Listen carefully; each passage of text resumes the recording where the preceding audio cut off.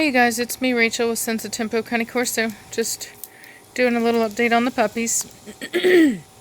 They are looking pretty good. Blondie is quite the beautiful girl. You know, I almost named her Barbie because she's so pretty. You're so pretty. That honey golden color matches my daughter's hair perfectly. They look alike. And it's funny, Midnight, she's black like my hair, so it's like funny, our dogs match us. Here's Velocity. Velocity! There's a Bobby. There's a Bobby. Who's a good girl? Who's a good girl? Who's a good girl? Yes. She's being a good girl and keeping a low profile. If you've watched my videos of her, you know that she has a really high energy level, and Cashmere has been helping me a lot with trying to keep her energy level down so that she doesn't get overly amped and then get in trouble. Cashmere has been working on this puppy Midnight lately. As I said in my other video, that Midnight was the one that was gotta get worked on because she's a no-nonsense kind of dog. I love her though. She's a really good dog. You know, this is just part of growing. They need it. And you see Cashmere kind of gave up. Like, she left her alone because, like, you know, Cashmere knows. Like, she, recognizes like. You know, it's like, I don't know if you've ever met somebody and you just knew when you met them that they were on your level, you know, like you knew. You'll see that with dogs, like with my big male dogs, with Preacher, and then with my old dog Terrible. They're very chill, very dog friendly, but if there's another male that gets out there that is as big or as proud or as confident as they are, usually, you know, what can be considered like competition, you will see a different reaction. I had that with Preacher and a Rhodesian Ridgeback at a dog park. One of the most beautiful Rhodesian Ridgebacks I've ever seen. Cashmere. And I had to work with him a bit to keep him from getting aggressive with that dog because he wanted to challenge that dog.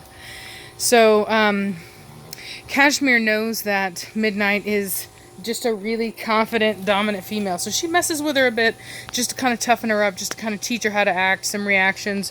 But for the most part, you won't really see her mess with her to the extent that she did the puppy that had a more fearful temperament, which is that brindle female.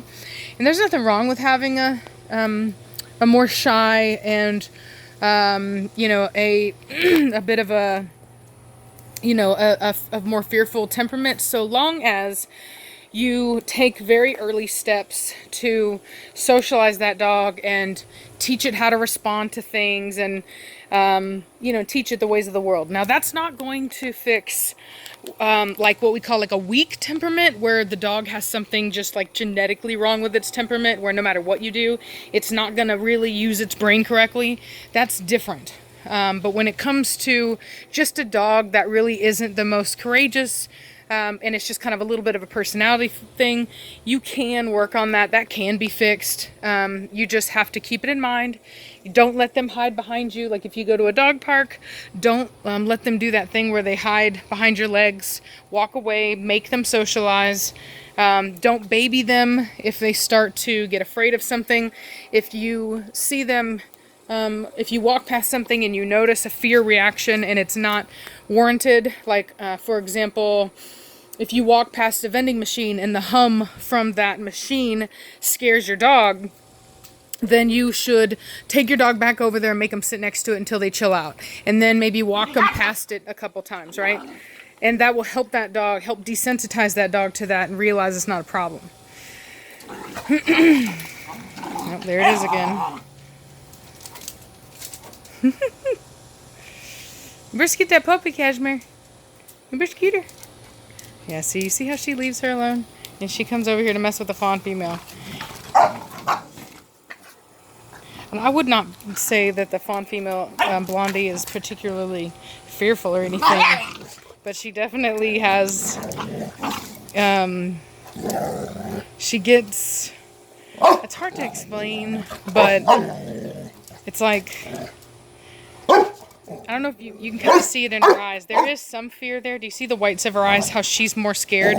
She's still willing to fight, and I wouldn't call her fearful, but she does have a little bit more of a fearfulness to her, whereas Midnight just gets pissed.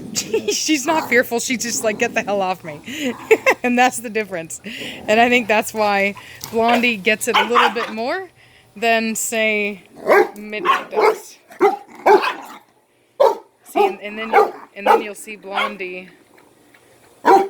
as she puffins up, you'll see it kind of subside some.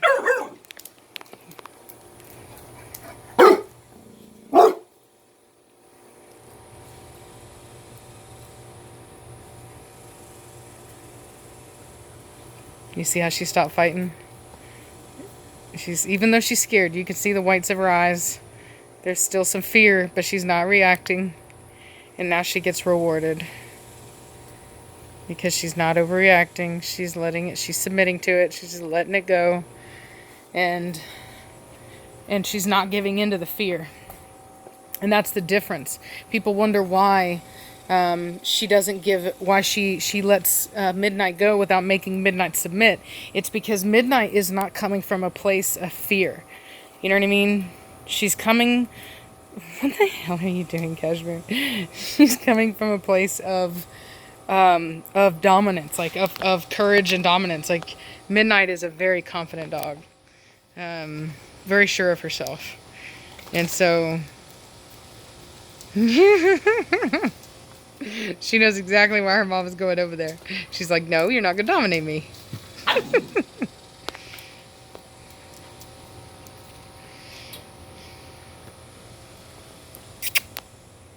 Hey, pretty girl.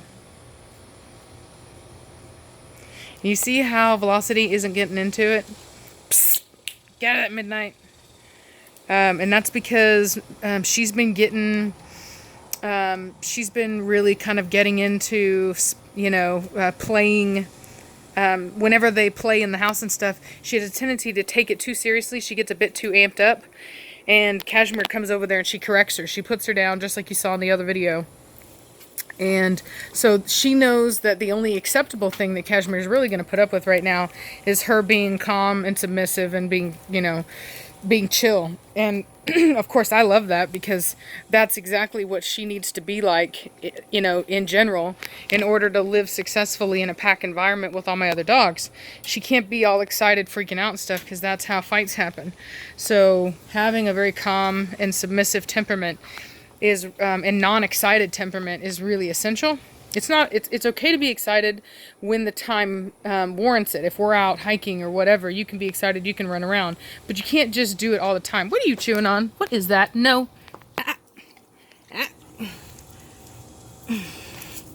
No. She got a piece of plastic. Did she still have it? What in the heck? Drop it. There it is. Okay, that's just leaf. Okay, there we go. That was disgusting. Oh, yeah. Did you ever see that meme with the guy who, like, strangles the lion? He's, like, shoving his hand down his throat. That's what it feels like with the dogs. So anyway, so she knows she has to be chill and calm. Hey, psh, get out of that. And that is awesome for me, because I need her to be chill and calm.